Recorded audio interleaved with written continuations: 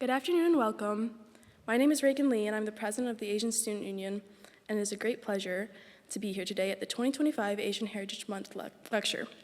This event is meant to be a continued conversation at Hope College as we seek to enhance awareness for the Asian American and Native Hawaiian and Pacific Islander community. Today we will hear a keynote lecture from filmmaker and author Curtis Chin, who wrote the book Everything I Learned in a Chinese Restaurant, a Memoir. During this lecture, we will have a Q&A discussion where you will be able to ask questions via Google Form. To submit any questions, please scan the QR code on the screen, or we have note cards where you'll be able to write your questions and we will submit them online. Before we begin, I would like to acknowledge the land that we stand on and the labor that has shaped it. Together, we acknowledge that we gather as Hope College on the traditional land of the Peoria, Potawatomi, Odawa, and Ojibwa peoples, past and present.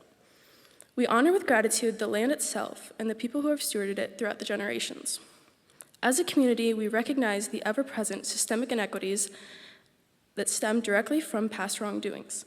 We acknowledge this long history of injustice and commit to educating ourselves and our community as we seek to honor the legacy and culture of the indigenous peoples. We recognize, acknowledge, and affirm the historic and contemporary solidarities and intersections between Black and Indigenous peoples. We acknowledge the extraction of brilliance, energy, and life for labor forced upon people of African descent for more than 400 years.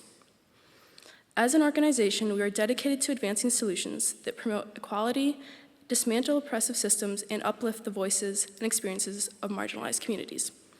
We understand that acknowledging the labor of enslaved peoples is an essential step in addressing the historical and present-day injustices that continue to shape our society. We carry our ancestors within us, and we are continually called to be better. We commit to dismantling racism in spaces of our work. We invite you to work beside us to create change. As a student and part of the Asian Student Union, we are so grateful to the Culture and Inclusive Excellence Division, the Center for Diversity and Inclusion, PRISM, for their support in sponsoring this program. Again, thank you for coming to this lecture. I hope you enjoy it, but more importantly, I hope you learn something new that will inspire you. Next, it is my pleasure to introduce you all to Anaya Tan and Isabel Park. Anaya will be sharing a heartfelt poem by Lee Poe, while Isabel dances, bringing you a beautiful synchronized performance. Please help me welcome them.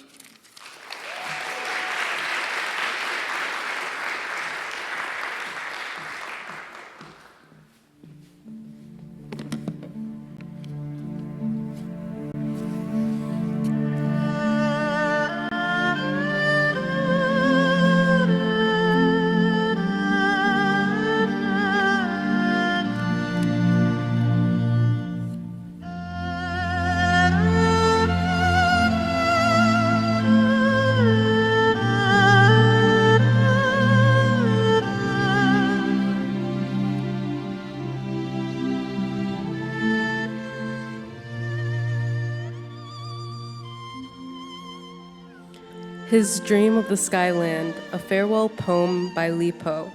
The seafarers tell of the eastern Isle of Bliss. It is lost in the wilderness of misty sea waves. But the skyland of the south, the U-landers say, may be seen through cracks of the glimmering cloud. The land of the sky stretches across the leagues of heaven. It rises above the 5 mountains and towers over the Scarlet Castle, while, as if staggering before it, the Tian Tai Peak of 48,000 feet leans towards the southeast. So longing to dream of the southlands of Wu and Ye, I flew across the Mirror Lake one night under the moon. The moon and the lake followed my flight, followed me to the town of Yanxi. Here still stands the mansion of Prince Heshe. I saw the green waters curl and heard the monkeys' shrill cries. I climbed, putting on the clogs of the prince, skyward on a ladder of clouds, and halfway up from the sky wall, I saw the morning sun and heard the heavens cock crowing in the midair. Now, among 1,000 precipices, my way round and round. Flowers choked the path. I leaned against the rock. I swooned. Warring bears and howling dragons aroused me. Oh, the clamorous waters of the rapids. I trembled in the deep forest and shuddered at the overhanging crags, one heaped upon another. Clouds on clouds gathered above, threatening rain. The water gushed below, breaking into mist. a pearl of blasting thunder. The mountains crumbled, the stone gate of the hollow heaven opened wide, revealing a vasty realm of azure without bottom, sun and moon shining together on gold and silver palaces, clad in rainbow and winding on the wind. The ladies of the air descended like flower flakes. The fairy lords trooping in, they were thick as hemping stalks in the fields. Phoenix birds circled their cars, and panthers played upon harps. Bewilderment filled me, and terror seized on my heart. I lifted myself in amazement, and alas, I woke and found my bed and pillow, gone with the radiant world of gossamer.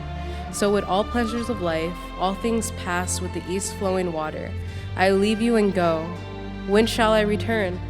Let the white roe feed at will among the green crags. Let me ride and visit the lovely mountains. How can I stoop obsequiously and serve the mighty ones? It stifles my soul.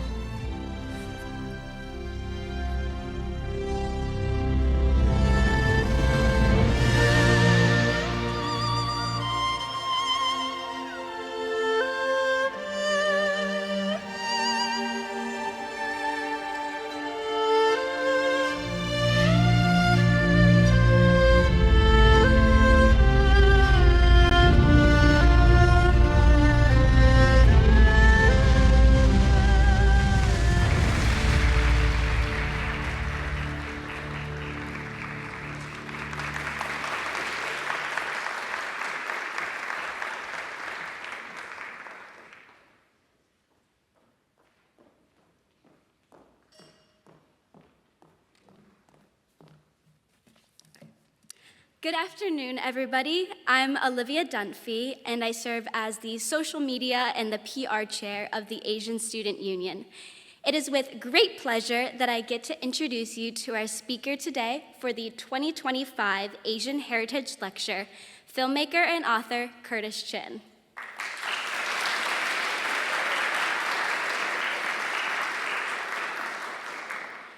As one of the co-founders of the Asian American Writers Workshop in New York City, Curtis Chin served as the nonprofit's first executive director. He then went on to write for network and cable television before transitioning to social justice documentaries.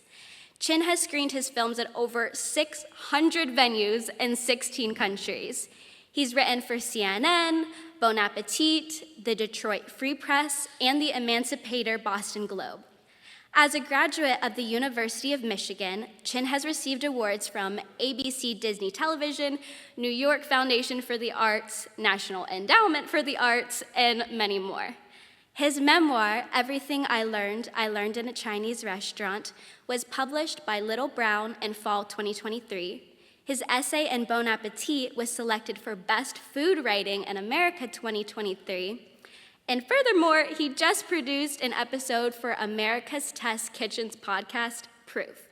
From filmmaker and co-founder of the Asian American Writers Workshop, Curtis Chin's memoir, Everything I Learned in a Chinese Restaurant, is about coming of age and coming out, which traces the author's journey through 1980s Detroit as he navigated rising xenophobia, the AIDS epidemic, and the Reagan Revolution to find his voice as a writer and activist, which is all set against the backdrop of his family's very popular Chinese restaurant.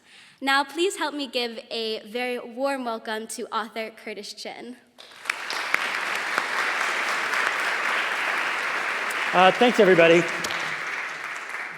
Never had one of these before. Hey, everybody. Thanks for inviting me. Thank you, Olivia, for the introduction. Thank you to staff here at Hope College for bringing me out here.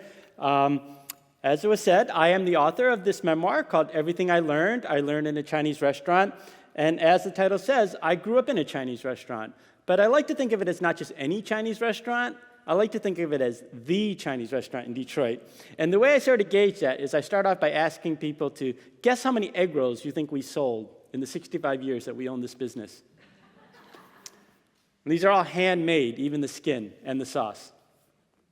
Any guesses? 1.5 million. How'd you come up with that number? I don't know. Any other guesses? Too many to count. Any math majors? We actually sold over 10 million egg rolls. These are really, really good egg rolls. Like I said, the skin is fresh and everything. So it was a great place to grow up as a kid, despite the fact that Detroit in the 80s was going through a lot of difficulties. Not only did you have the auto industry, which was struggling, you had crack cocaine, you had AIDS. I actually knew 5 people murdered by the time I was 18 years old. But despite that, my parents had this really wonderful Chinese restaurant in the inner city of Detroit where they were able to raise me and my 5 siblings. And so for me, writing this book is really a thank you to my parents for giving me and my siblings all these wonderful opportunities. And so today, what's going to happen is I'm going to read just a little bit about the prologue, talking about my family's journey here to Michigan. But then Stanley is going to join us, and then we'll get into a deeper conversation, and maybe I'll read a little bit more from the book. Does it sound good?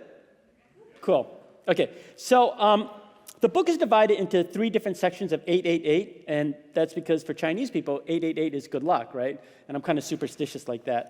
The 8 stories are elementary, middle school, high school, and then college. But I wanted to start off the book with the prologue, talking about my own family's journey to Michigan, and there's 2 reasons for that. One is that if you read about Asian American history, usually it's just centered on the coast, right? Usually California, Hawaii, Seattle, maybe New York, but you don't think of Asians as being in this part of the country. But, we've been here since the 1800s.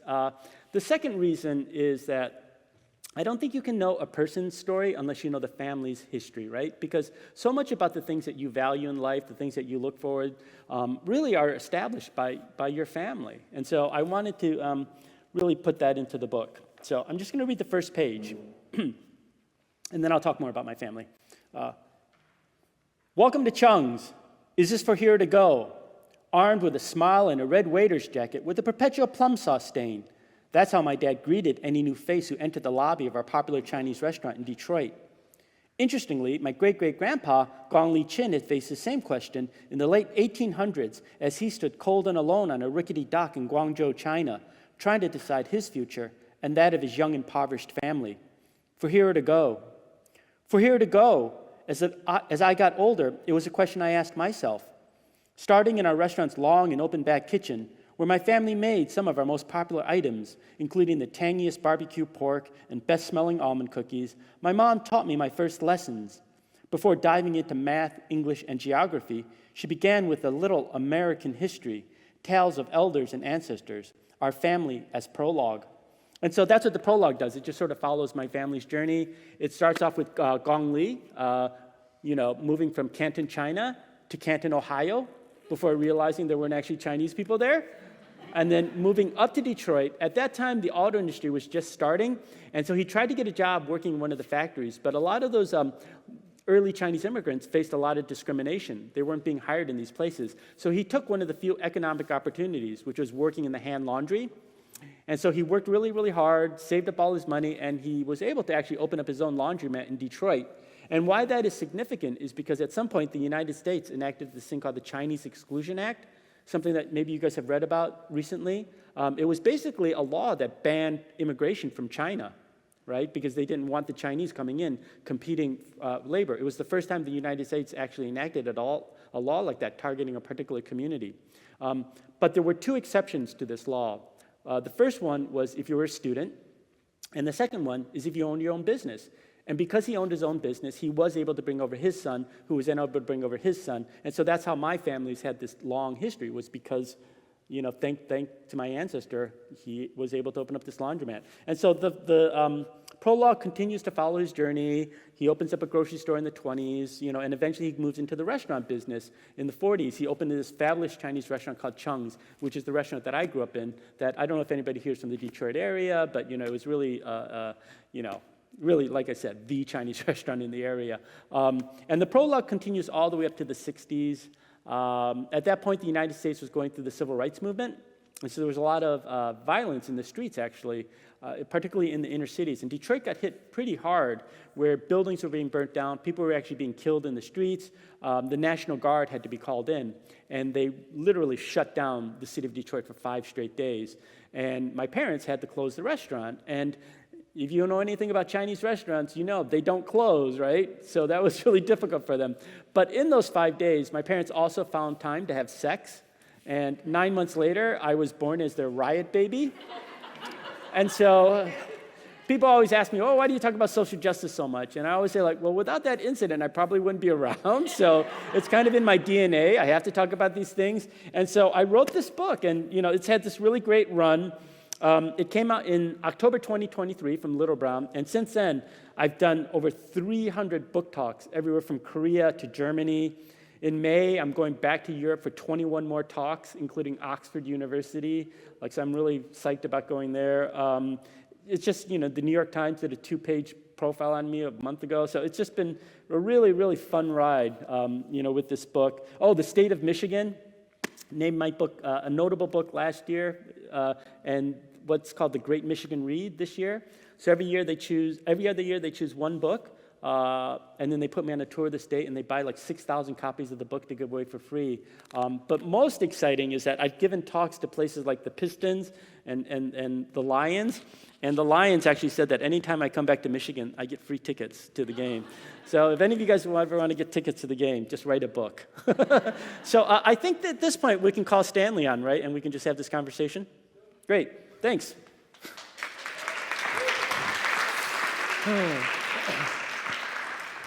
I've never used one of these either, so I know. That's pretty fancy. Thanks, Curtis. Hey. Well, thank you everyone for being here. As we get started, I just want to emphasize so much gratitude for you showing up this afternoon, late on a Tuesday afternoon in April. I know you could be any place else on campus in Holland, but you chose to be here, and we have so much gratitude for that. My name is Stanley Duncan. I am the Phelps Scholars Program Coordinator here at Hope College, and I will be joining Curtis today as his conversation partner. A quick reminder, as we jump into the Q&A, we'll do a conversation for about 30 minutes, and then we'll have 15 minutes for the Q&A. And we want you to submit questions and be part of that conversation. So if you prefer to submit them online, there should be a QR code, I'm assuming behind me, there it is. And you may submit that online, which I will then get the questions on my iPad. If you prefer a note card and a pen, feel free to raise your hand, and Polly Korn in the back there will pass you a card. You will write it down and then turn that into Polly, who will then submit that question. So if you have a question right now, 5 minutes from now, 15 minutes in, please just raise your hand and we'll get that covered. Sound good? Great. Let's get the conversation going. Sure. So Curtis, I've read this book 3 times. I have. That's not a joke. Okay. But I also got the honor of actually meeting you at NCORE. Yeah. I was the second row and you were talking about this book, and I had it in my Goodreads that I wanted to read it. And I took a trip to Michigan's campus with a couple friends. And I walked into a bookstore, and there it was. Yeah. So I grabbed it, read it, really liked it. And as I've read it 3 times, you cover, my mic's about to fall. I'll just set it right there. As I've read the book 3 times, you highlight so many different things, from family to food to some really hard stuff, including racism, homophobia. But I want to start with your family. And so my question for you to kick us off is, your memoir highlights the deep connections between food, family, and cultural identity. How did the experience of growing up in a family's restaurant shape your understanding of what it means to belong, not just within your family, but the community around you? Yeah, so, I call myself a Chinese restaurant kid, and I feel like that's a thing, because I go around and I actually, on my book tours, I meet so many other kids that actually had that same experience. And even if it wasn't Chinese restaurant, I meet so many other kids or people who grew up in a family business, right? And there's just something about working with your family nonstop, where it's like you're with them,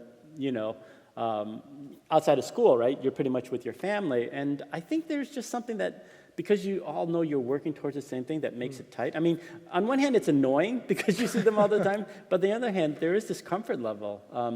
And I feel very lucky that, we had this great restaurant, because the fact that it was opened in 1940, by the time it got to me, like in the 70s and 80s, it was already an established, successful restaurant, so it was always fun going in there. You just never knew who was going to come in the front door. So yeah, that's why I have so many fond memories of it. I know other kids sometimes gripe, having to work in the family business and stuff like that, but I actually enjoyed it. So amazing. Now, throughout the story, you mentioned a lot of different meals. My favorite is probably when you're in the back trying to mix a soup together, I believe, to try to get it on the menu. So I'm curious, as we know, food often carries personal and collective histories. Is there a particular dish from your childhood that holds special meaning for you and your family? And then what stories or memories come to mind when you think about that dish? Do you guys have a dish out here called almond boneless chicken? Does it not here on the west side of the state? It's really big on the east side of the state. So if you actually go to Detroit and you go to one of the older Chinese restaurants, please check out the almond boneless chicken. I have not heard it either. You haven't even heard of it? I have not. No. Oh, God. So basically what it is, it's like this fillet of white chicken meat, breaded and then deep fried, and then placed over a bed of lettuce, and then ladled with this really great Asian gravy, like soy sauce infused gravy, and then sprinkled with like crushed almonds on it, and served with fried rice. I mean, just white rice, right? Basically, it's just fried chicken with gravy, but done Asian style. And that was like probably our best seller. Yeah. And then the egg rolls, I have to ask, I might be biased. I think my mom makes the best. She's phenomenal. But Really? Is there a secret Did recipe? she sell 10 million of them? She never, well, I will say, this is Okay. off topic. She never sold them because she's like, our family eats them, Okay. and that's it. Okay. So I respect that. Okay. Is there a secret recipe or something you can share about what makes them so special? Yeah, so my dad had this philosophy about cooking is that every dish should have like some special ingredient or something, or a secret ingredient, and much like the egg rolls, I think there's a couple things that made it special. First was the skin, right? Because my grandmother made the skin fresh, right? The way she did it was she had her batter, and then she'd have a stove, and each flame would be slightly higher than the other, and she'd ladle into the first one, then move it over a few seconds. So what you ended up with was this really thin, crepe-like, wrapping that would eventually become the wrapper. And why that's so important is because the skin is so thin, you really taste the ingredients inside, right? Because sometimes you go to these restaurants and you go taste their egg rolls, and all you taste is like the outside wrapping, right? Which isn't, to me, like very tasty. But with ours, you taste the ingredients. But there's one secret ingredient in there that really made it special, and it was Jif's peanut butter. I don't know if you guys like that or not, but it's actually a thing, It came from Chicago, so like in the Midwest, a lot of the Chinese egg rolls actually have peanut butter in it. I don't know if you guys knew that or not. Did you have raisins in yours? No, who puts raisin? My mom does. Secret ingredient, I promise you. Some secrets are best kept secret. There you go. As you continue on this book, and you talk a lot about your family. Raisins. Raisins. I still can't get over promise you. raisins. I'm picturing what that would taste like. I promise you it's good. I wish I had them. All right. On top of the food and the family and the restaurant, you also touch on a lot of hard topics. Yeah. Topics, like I said, of homophobia and racism. There's one story specifically you mentioned in the book, and that's Vincent Chin. In the book, you describe how the murder of Vincent Chin became a defining moment in your understanding of what it meant to be an Asian American in Detroit. How did that moment shape your sense of identity and community? And then how did you see its impact showing up in the conversations younger generations are having today? How many people here know about the Vincent Chin case? How many people don't? So the majority of people. So it is a case that did shape me growing up. So I'll set the scene for you. It's like in the 80s, the auto industry's really struggling. There's a lot of anti-Japanese sentiment because of it, because the Japanese car companies are the ones that overtook America. And that anti-Japanese sentiment translated into more broad anti-Asian sentiment. And so Vincent Chin was a Chinese American. He was out celebrating his upcoming wedding. He goes to the strip club. At some point, these two white auto workers come in, and they're overheard saying, "It's because you mother blanks that we're out of work." They're all kicked out of the bar. And then these two guys get in their car, and they literally drive around the streets of Detroit until they see Vincent sitting outside of McDonald's. And they take a baseball bat from their car, and they bash his head in. And so our families were friends. My uncle was his best man. And so when you're a 14-year-old kid and you find out that someone you know is in the hospital struggling for their life, in a coma, right? You're going to check the newspapers. You're going to check the TV, the radio, and find out. We didn't have the internet back then, so you checked whatever you could to find out what people were saying, but there was no coverage of this case at all, right? They didn't mention it. I checked the next day. They didn't mention it again. Next day after that, nothing. Nothing, nothing, nothing. It took them 12 whole days before the media actually reported on this vicious attack. In the meantime, everybody from our Chinese community was coming to our restaurant, partly because we had the gambling den, but also because they wanted to find out, like, what was going on that night, like what happened. And that contrast between what our community cared about and what the mainstream media was covering really stood out to me, especially when the judge came back with a sentence several months later. And he basically fined these guys $3,000, and they never had to serve a single day in jail. And the judge's rationale was, you don't put these type of people in jail. And we're like, what do you mean by these type of people? And he was basically saying white middle-class people with jobs. And we're like, but they just killed somebody. They should go to jail. And so for me, when the judge, gave his rationale of like these type of people, it really made me think like, well, what type of people, deserve justice, And it made me realize that part of the reason that the judge came back with this decision because he didn't know the Asian American community. He didn't see us as people. Like he would talk about how like, oh, these are workers. They're, So he obviously was thinking about the impact that it would have on these killers, but he never thought about the impact that this had on Vincent's fiance or Vincent's mom or the people in the community.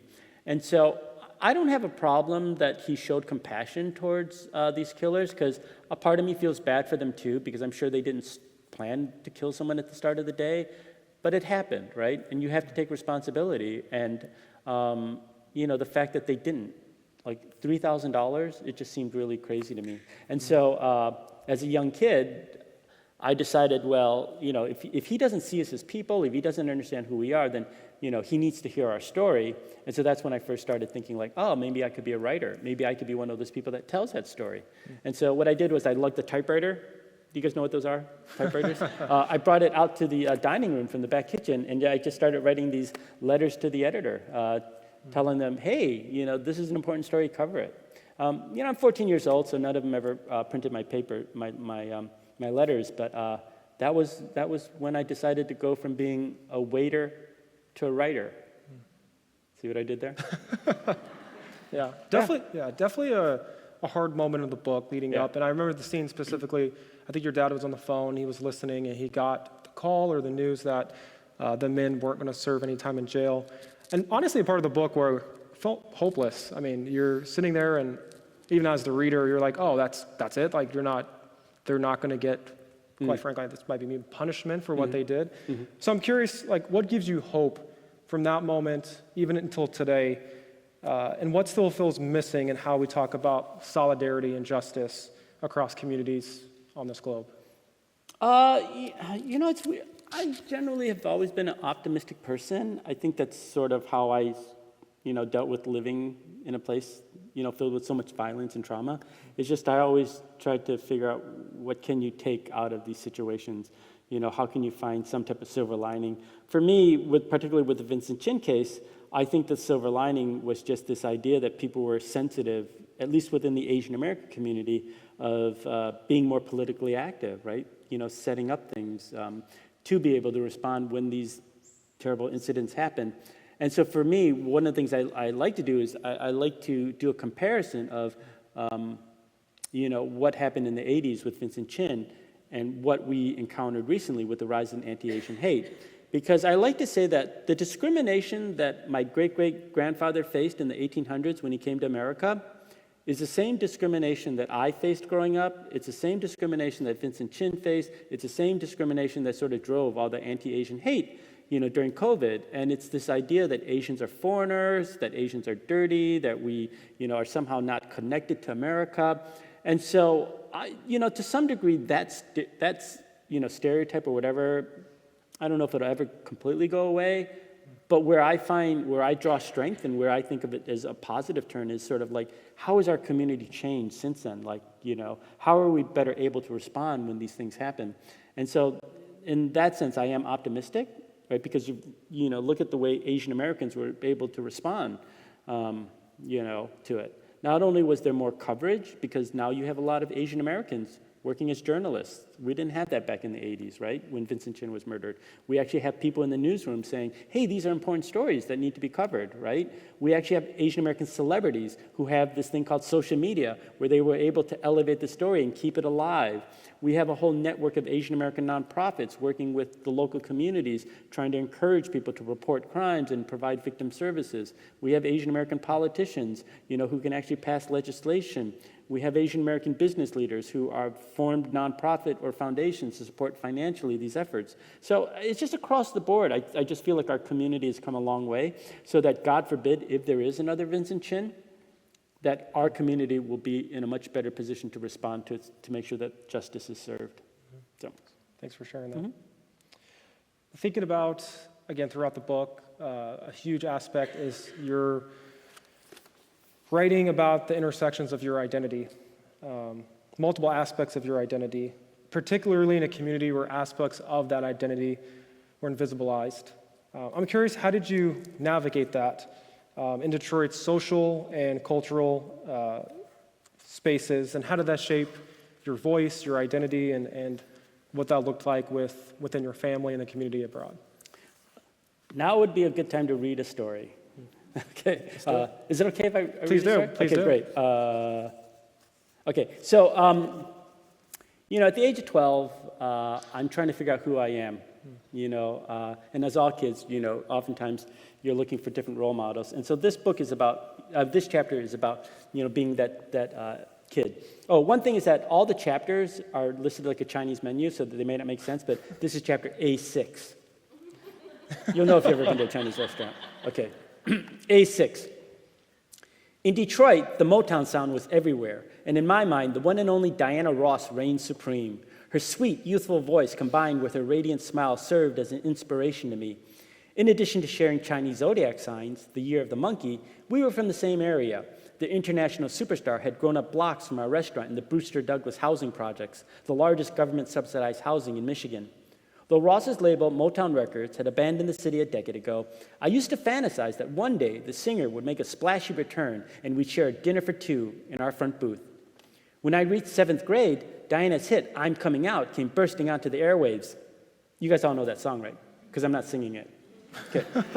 I was 12, and the term coming out was new to me. I'd never heard it before. I thought it was cool, but I didn't think it had anything to do with being gay or lesbian. The lyrics were more universal. The song championed personal freedom and independence. I could definitely relate, as there were 4 adults in our house, each with 1,000 heavenly mandates. Whenever the song came on the radio, I cranked up the volume and channeled my inner diva. Unfortunately, one morning, before we opened, as I sang along in the dining room, I had an unexpected audience. Derek, one of our younger waiters, a member of the old Kung Fu Club, the John Travolta wannabe, had a ripped chest that he liked to show off by leaving a button or two undone. As I shook my booty and stretched my lips, pink chopstick in hand, he snuck up behind me, and when I turned, he swished his hand from side to side. His limp wrist may not have been a motion in American Sign Language, but the gesture was so well known that even a Chinese waiter from Hong Kong understood its meaning. It meant fag. Thankfully, no one else was in the room, and Derek had the memory of a goldfish. He never brought up my dancing again, but his accusation put fear in me.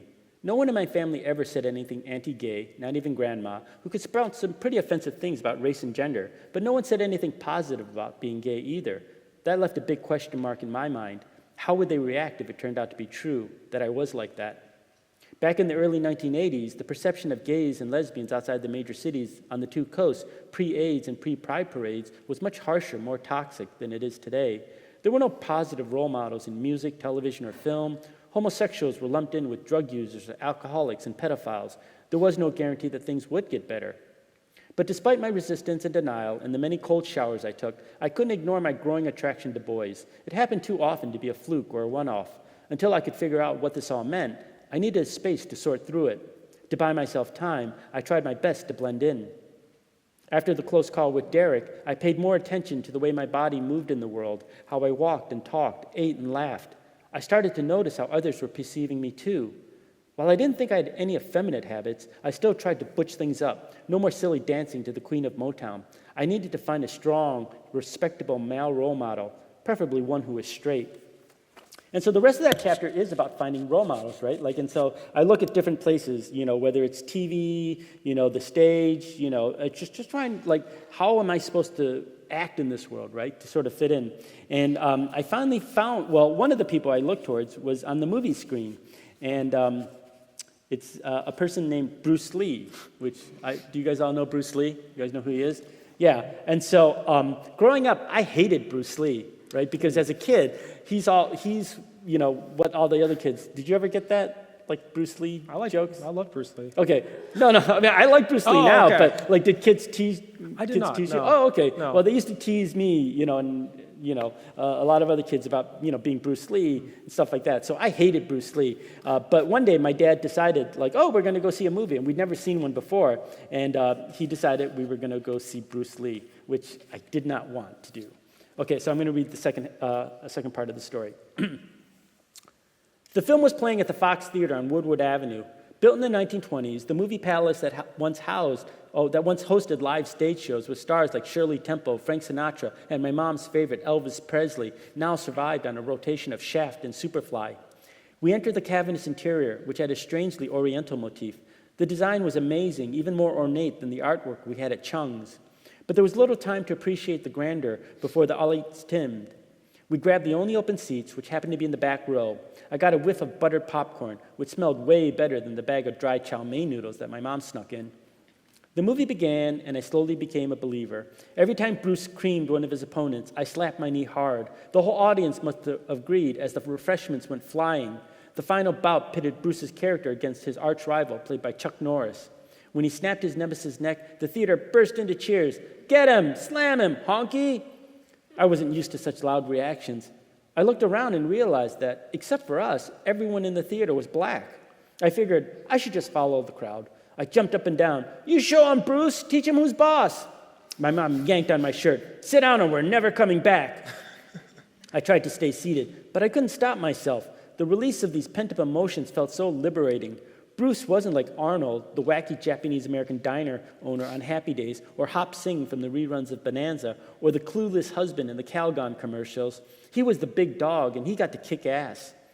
I made my family stay through the end credits. Then it was time to head back to study. The sidewalk was packed with moviegoers as we waited for my dad to get the van. I mimicked some of Bruce's best moves, a chop there, a kick here. Some other fans outside the theater pointed at me and giggled. It felt like deja vu, the start of another playground put-down. I turned to my family for cover, but they were climbing into our metal carriage. I closed my eyes, bracing for the barrage of fake hayas to come. But the hits never came. I opened one eye and saw the expression on one of the boys, who was about my age. He was smiling. The tension in my shoulders dissolved as he and his friends pumped their fists in the air. Oh man, that movie was sick. You done killed it. Okay. It was kind of racist for them to assume I had anything to do with the movie. That would have been like them complimenting me for Diana Ross's, or that would have been like me complimenting them for Diana Ross's excellent theme from Mahogany. But it hit me that they were admiring Bruce, not mocking him. He was my man, but he was their man too. In a world with so few brown, black, or yellow stars, maybe it was okay for us to share our heroes. So.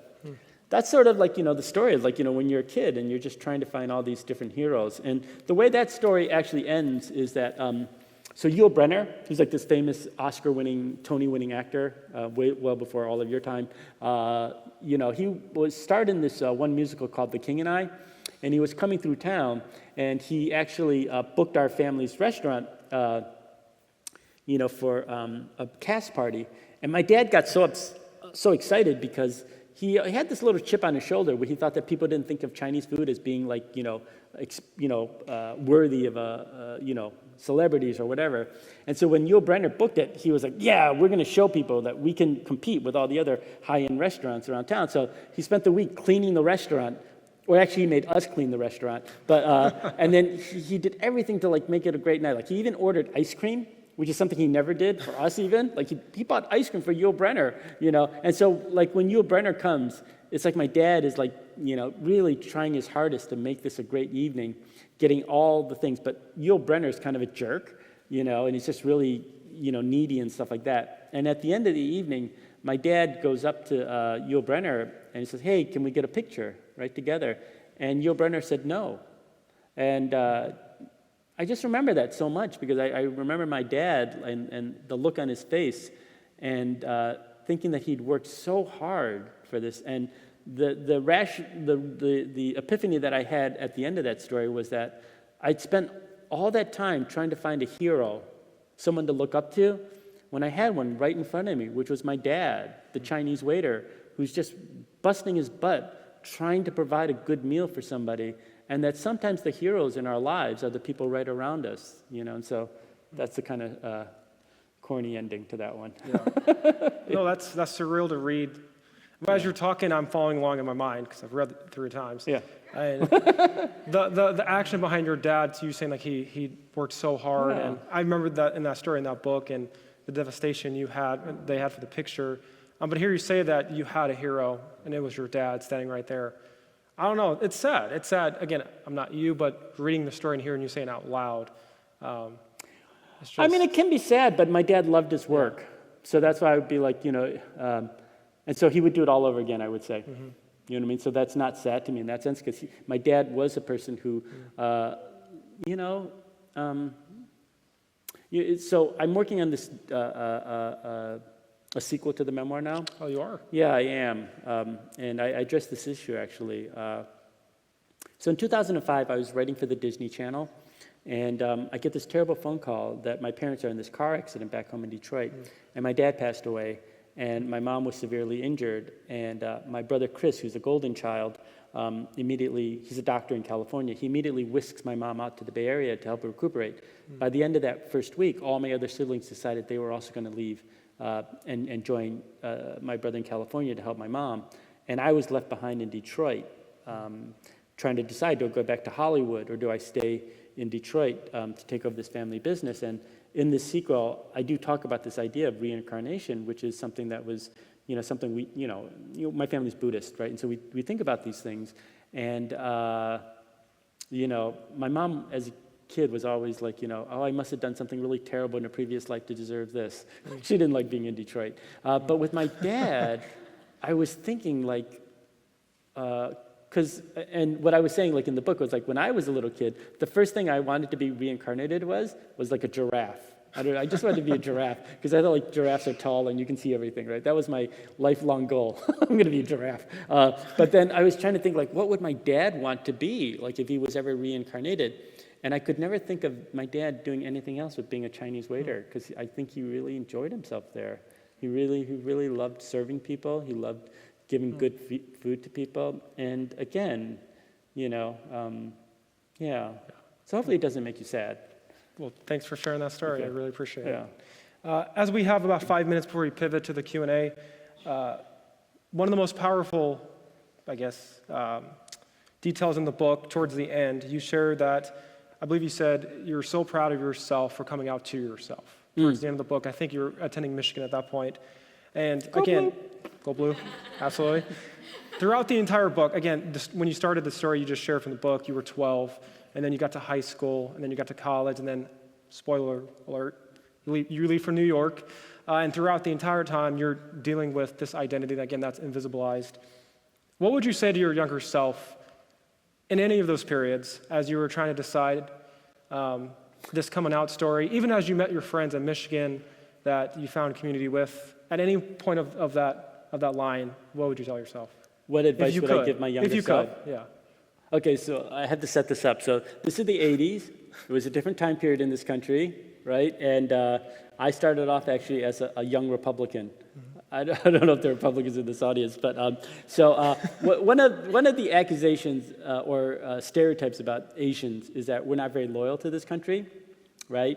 And so when my family moved from an area that was more racially mixed, mostly black, to one that was all white, it was like 98% white. As with all kids, you're just trying to figure out how to fit in. So I said to myself, okay, I'm not going to have any of these white kids accuse me of not being patriotic. So I'm going to be more patriotic than they could ever be. You're not going to question my loyalty to America. So I became what was called like the Asian Alex P. Keaton. And it may not mean anything to you guys here, But anyway, I was like class president of the National Honor Society. I started the Young Republican Club, the Students Against Smoking. Margaret Thatcher was my imaginary girlfriend. Like I was total hardcore Republican at that time, But now that I've grown and I've gotten older and I've learned different things in life, the advice I would give to my younger self is don't be a Republican. Sorry if there are any Republicans in the audience. Great. So yeah, thank you for that. Yeah. I appreciate the answer. We're going to pivot now to the Q&A and let some of the audience members ask some of these questions. Obviously, I'm asking them, but you have submitted them. So we have about 9 minutes, and then we'll end with our final question, if that works. Great. Let's see. You said this book is a love letter to your parents. What are some traits of your parents you want to emulate, and what are some of the traits you want to avoid? Oh, wow. Ooh. I don't know if I want to admit the ones it's hard. Because I don't know if you did this when you were growing up, but my siblings and I would always do this. We'd always which part of you is like mom and which part is like dad? I have a twin too, so it's even worse. Oh, yeah. So you're always parsing this out, which stuff. And sometimes it's like genes. Oh, you look like mom, you know what I mean? But a lot of times it's what personality, what traits, right? Particularly when it's a bad trait, right? Let's go, oh, you're just like dad, or mom, whatever. The things that I would say, so what I learned differently from each of my parents, they each had a defining mantra, which I sort of talk about in the book. So with my dad, the greatest lesson I learned from him was, when you're growing up, a lot of times your parents will say, don't talk to strangers. My dad gave me the exact opposite advice. He said, talk to strangers. And who he was talking about were the people sitting in our dining room. Because my dad was a kid from Chinatown. He never left. He never went to college, right? That was his life. But he just had this amazing ability to talk to anybody who came into our restaurant and make a connection. And anytime he met somebody that he thought seemed really happy or just had a good job, he'd call all 6 of us kids to run over and barrage these customers with questions of what do you do for a living? How did you get your job? How much money do you make? And it's just this idea of being able to talk to people who are different from you, right? But also then, not to be afraid to ask questions, if you don't know the answer to something, and also not to be afraid to ask for help when you need it. I feel like those are traits that I've really learned from my dad. This idea of being able, because by now I've gone to over 1,000 places to give talks about my films in this book, and so every time you're thrown into a new situation, how can you make a connection with people, right? How can you find common ground? And I think that's just a skill set that really served me pretty well, in life. From my mom, her mantra was work hard, obey your elders, and be quiet. So I follow one of them, and the other 2 I ignore. Well, no, one of them I work hard. I sometimes respect adults, but I'm not very quiet. So I guess it's a mixed bag, what I learned from my mom. I will say I loved when you were like, I'm going to take a gap year. Yeah. Mom's like, what? No? What's that? That's not a thing. Because I can speak from experience when, as a first-generation student, my parents said the same thing. Well, the gap year, you're not doing that. Yeah, because I worked 80 hours a week during the summers at my family's restaurant. So, I don't understand the words vacation, weekend, or holiday. Those are not words that I grew up with, right? We literally open 364 days of the year. We worked open to night. And that's partly why I'm kind of a workaholic now. But I like it. It doesn't bother me. But all my friends are always saying, you need to relax more, right? And I don't. But I like the work that I do, and I like keeping busy. It's sort of I always joke, we worked 8 hours a week. 40 hours is a part-time job. It really is, right? Yeah. So I'm constantly working. But it helps that I like what I do. Yeah. You also worked a full-time job and 18 credit hours in college, correct? Yeah, I had to because I had to pay for school. So, back then college was more affordable, so I'd work full-time during the day, and then I took night classes at Michigan. And I was able to graduate with no debt. Sorry, don't hate, but that's just the way it was back then, right? You could actually do that. College was affordable. So that is one of the changes that I think as a society we need to look at, particularly when you're looking at the arts, because as a writer, I could graduate, right, and go off to New York and take a really crappy job of literally standing in the middle of Times Square passing out flyers to get people to go to a Broadway show, right? I can't imagine being a writer, particularly a writer from a working class background, being able to do that if they have all this debt from school. And that is going to impact the type of arts that we see coming out of this next generation. Is art only available to people from middle and upper middle class families? How are you going to hear the stories from the working class people? And so I do worry about that, in terms of, us as a society, who has the privilege to tell stories. So. Yeah, thank you for that. Your documentary, Become an American, highlights the struggles and triumphs of immigrants. How has your own immigrant background shaped your perspective on these stories? How's my what? How is your own immigrant background? Oh, I'm not an immigrant. Oh, that's one of the questions. Okay. Yeah, I'm not an immigrant. Maybe just like your family history and experiences shaped your perspectives. How is being a person of color shaped my experience? It's hard to sort of parse these things out, but I think that in some ways it's an advantage. There's this term that people use called code switching, right? Where it's like if you're from a certain group and then you find yourself in a different group, you have to speak a different way, right? Like if I'm surrounded by a bunch of white people, I might, talk a different way. Like if here I'm on a college campus, my language is much cleaner than when I'm just hanging out with my friends. Like I haven't swore once, which is a major accomplishment, you know what I mean, for me. Did Polly tell you can't swear? I just assumed because it's Hope College. That's fair. Yeah, so I cleaned up, Or if I'm surrounded by a bunch of black people, I'm much different than when I'm surrounded by a bunch of Asian people, or when I'm surrounded by a bunch of gay people versus straight, And some people who find themselves have to do this, they don't like to have to do it because they think it's like, why do I always have to change who I am just to fit in? But I actually feel like it's a positive because it gives you an ability to connect with people. I think the ability to code switch is a positive thing, much the same way that I think being bilingual, or bicultural is a positive thing. I don't see it as a negative the way that I think some people do. So I think that is one advantage. Yeah. It just opens up more doors to you. The more different ways that you know how to communicate with people, I think the more rich your life becomes because it gives you entry points to meeting different people from different backgrounds. Yeah, for sure. Thank you. I really love this question. Are you and your siblings close? Do you feel like you bonded over the shared experience growing up in a Chinese restaurant in Detroit? They all live in the Bay Area, and I live in LA. Is that close? At least we're in the same state. Yeah. I mean, we grew up together, so we're on top of each other, so we all know each other. But, have they read the book? No. Do they plan to read the book? No. According to my sister, she has zero interest in learning about my sexual awakening. My brothers are all like, well, yeah, that's your version of that history. We don't need to read your version. But when I do post things on Facebook, they do hit the like button. So I think that means that they're okay with it. And also, like when I was writing the first book, they wouldn't really return my calls. But with the second book, because the book is successful, they actually do return my calls, and I do talk to them.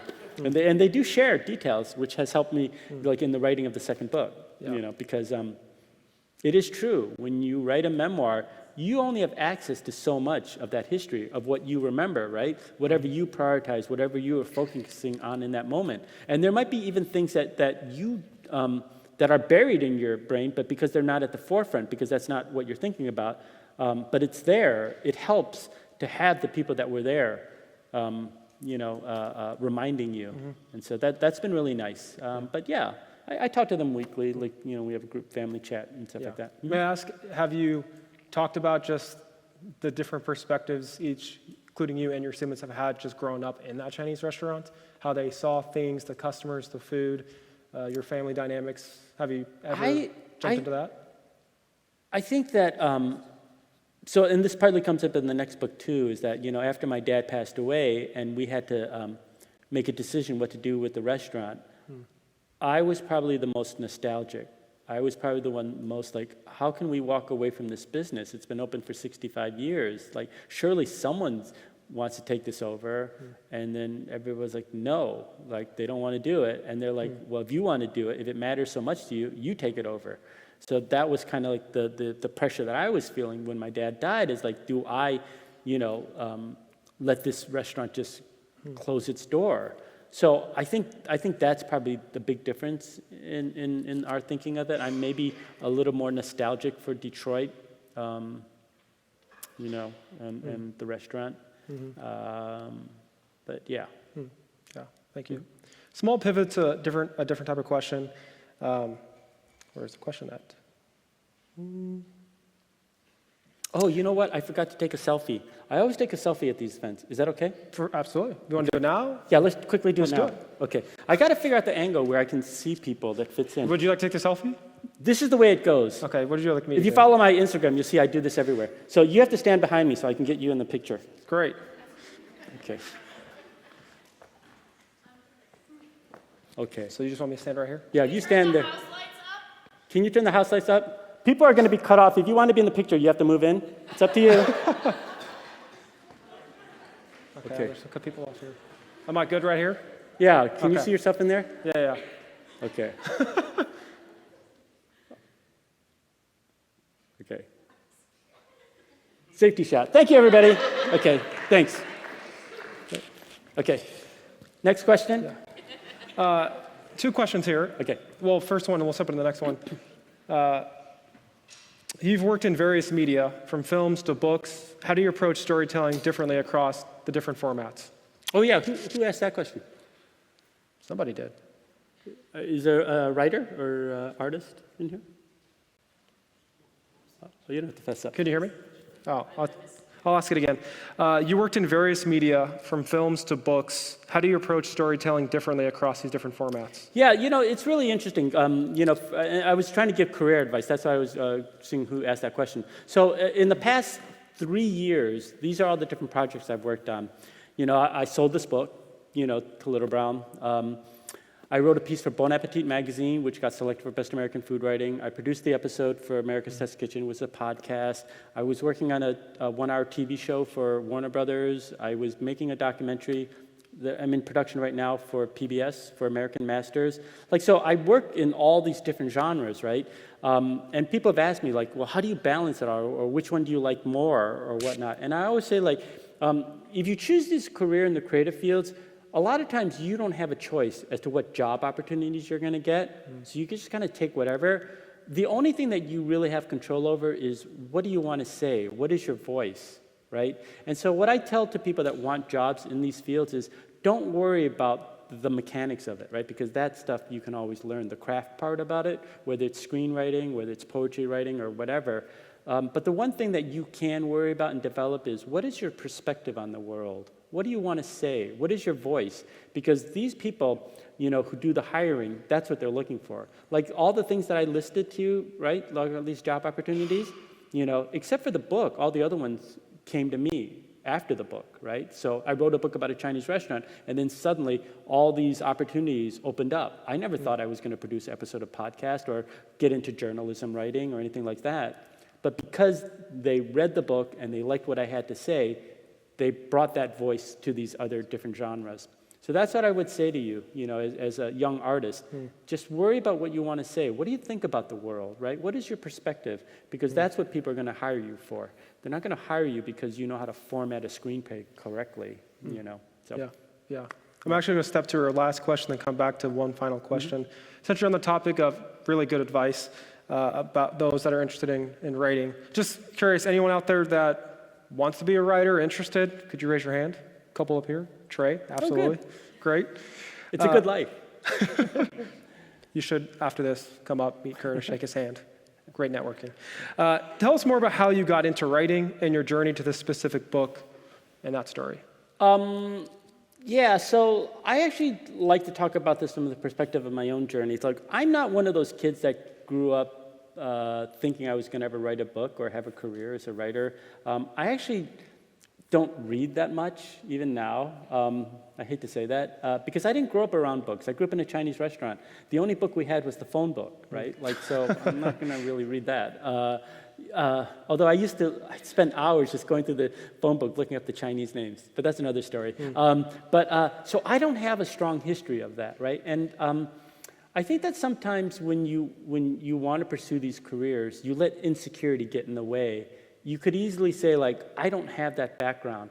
I didn't read that many books. I didn't go to the right college. I didn't, any of these things, you put these excuses. And so in my situation, okay, I don't have that background that you think of as become a writer, but there were definitely things that was going on in my life which I think actually made me a good writer, right? And what I like to talk about is what I referred to earlier was, all of our customers sitting in our restaurant, and my dad teaching us to go talk to these people. I spent like so many hours sitting with our customers, listening to their stories, right? Learning about their lives, right? And there's a whole tradition of oral storytelling, which is actually taking place when you listen to people. And so don't discount yourself, don't discount your voice, don't discount any of these things, you know what I mean? Again, referring back to that previous answer, it's just worry about what you think about the world, worry about what you want to say, worry about the things that you've heard in the past and how that gives you this certain perspective. So that was my journey. It's like I went to college at the University of Michigan. I didn't know what I was going to study, but so I was working full time, and then I took classes at night. And I noticed at night there was a lot of creative writing classes.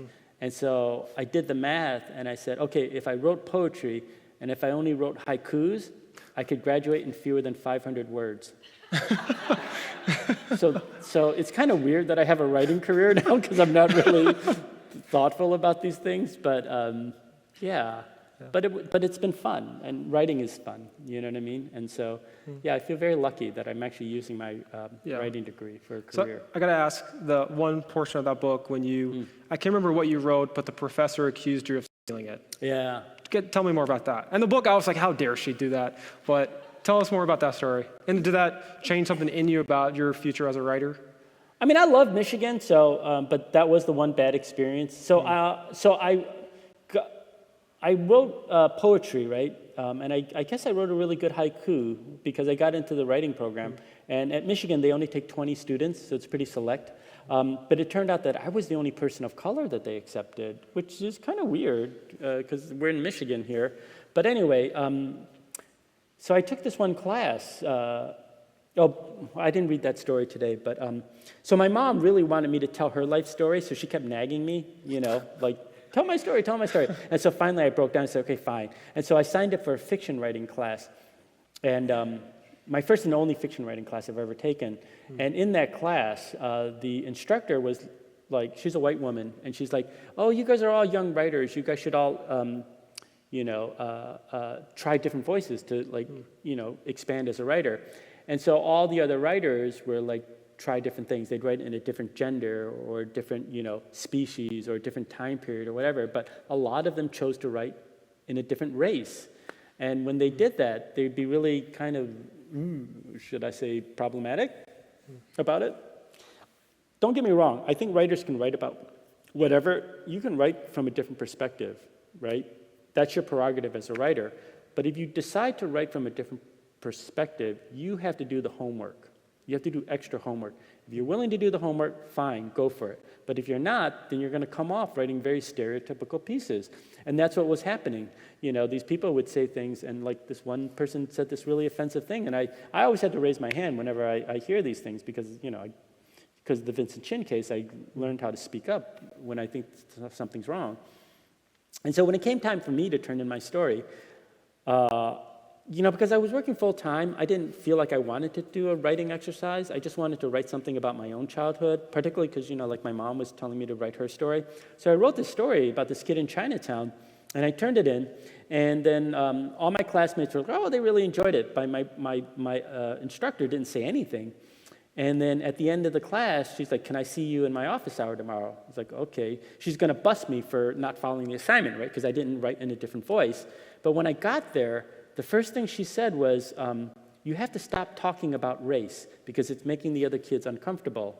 I'm like, what? I'm uncomfortable, But anyway, but then I said, okay, fine, whatever. And then before I left, she said, the second thing is, she said, this story is too good to be from an undergraduate. I want to know where you stole it from. And I'm like, yeah, it's in the book. But it's like, well, on one hand, she liked the story, which is good. But the second thing is why would you accuse me of stealing this story? Like, how many Chinese writers in Detroit are there? How many people are writing for that perspective? But a few days later, I thought when because she's a white instructor, when all the white students write in a different way, she praises them, for their creativity. But when an Asian author writes from their own genuine, authentic experience, they're somehow questioned, right? There's something inauthentic about it. There's something not quite right about it. And I sometimes think about it. I didn't take any more fiction writing classes after that because I was a poet, right? It didn't matter to me. And I probably should have fought it back then. But there's a power dynamic, right, with your professor. If your professor accuses you of something, who do you go to, right? And it's not like I thought anybody would believe me, you know what I mean? And she could deny it or whatever. And I just thought it was easier, okay, I'm not taking more fiction classes. It just meant I'm not meant to be a fiction writer. That's the takeaway that I took from that. Whether or not that impacted my trajectory as a writer, maybe I would have written this book years ago. I don't know. Maybe I would have been a great novelist. I don't know. I'm happy with where I ended up, right? I mean, I became a screenwriter. So that's a good writing career. I've had a lot of fun, but I don't know. I don't know if to say like I regret it or I'm angry about it or anything. But I do think that I probably would have had my book earlier. I would guess that's probably the thing I think about. Yeah. Thanks for sharing more about that. Just know I had your back when I was reading the book. Oh, really? I know Curtis, yeah. You would have given me an A. I would have. Okay, yeah. good. Thank you. 2 minutes. But it's very damaging sometimes when teachers, instructors, whatever, do that, and they don't think about the effect that they have on students of color, particularly when they're coming from a different background. You know what I mean? That's just really, it was very hurtful. So, but I still like Michigan, so all's good. Go Blue. Go Blue. 1 minute, last question, and then we'll pivot to the next as we close. How do you keep your sense of humor and excitement for life and not become, I guess, burdened by the injustices that you see across our communities and abroad? I don't know.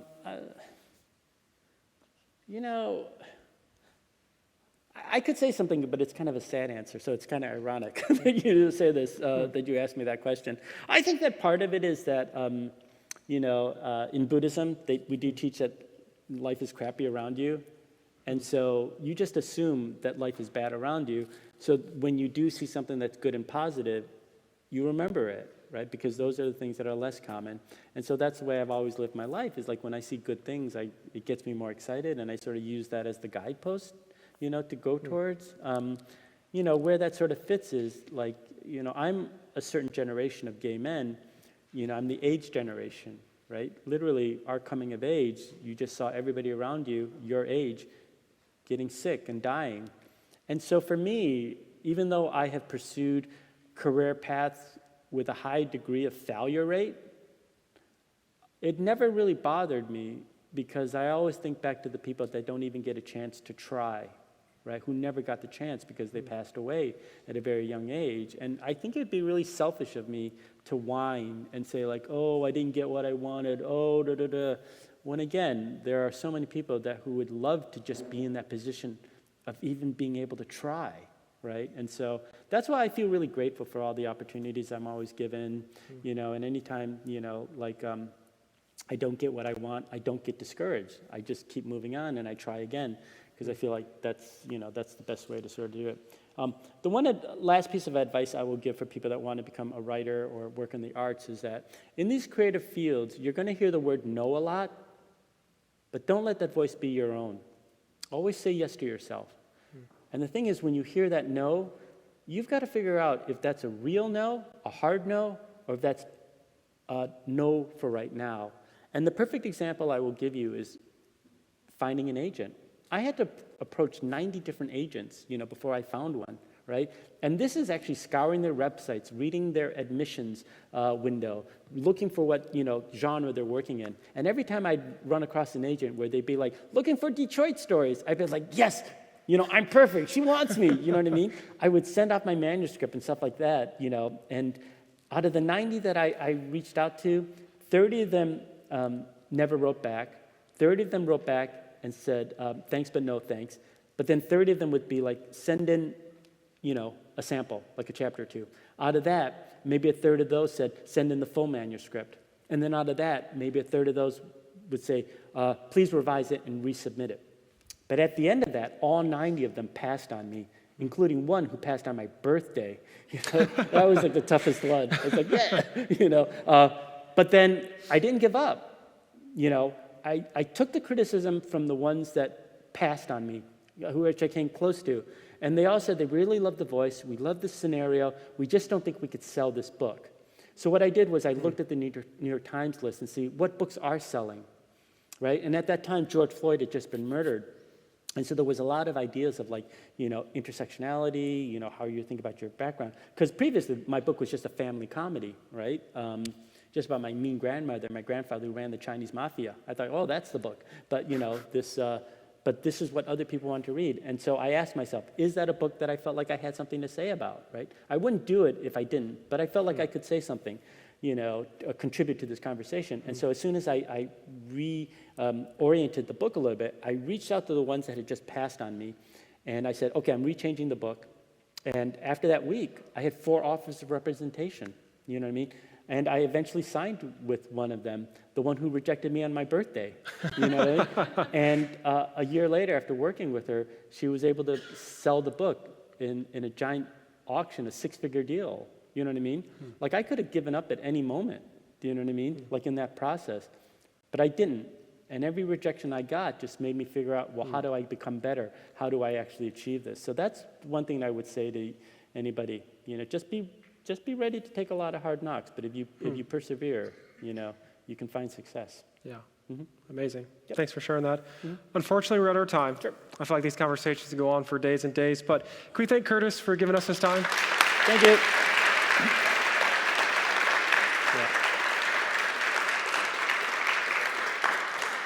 Curtis, thank you for sharing your story, educating us, and bringing awareness to the challenges individuals and families are experiencing today. It'd be a dream if we all could become agents of change for equity and inclusion.